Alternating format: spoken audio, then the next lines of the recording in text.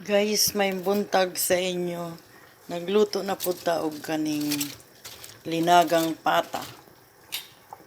Ito guys, meron na siyang patatas at carrots, bagyo beans. Ito siya guys.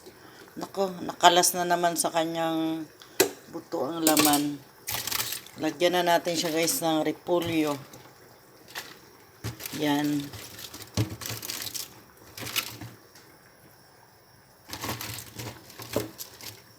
Repolyo at saka dahon ng sibuyas. Kunti lang naman tong aking dahon ng sibuyas. For today's video na naman tayo guys. Ayan. Ilalagay ko na habang siya'y kumukulo.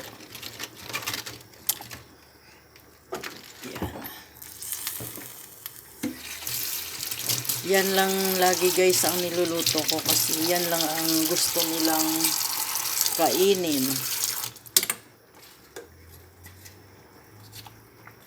Gusto nila laging may sabaw.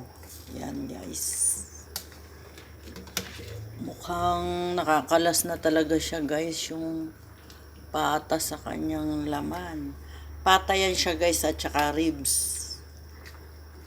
Yan.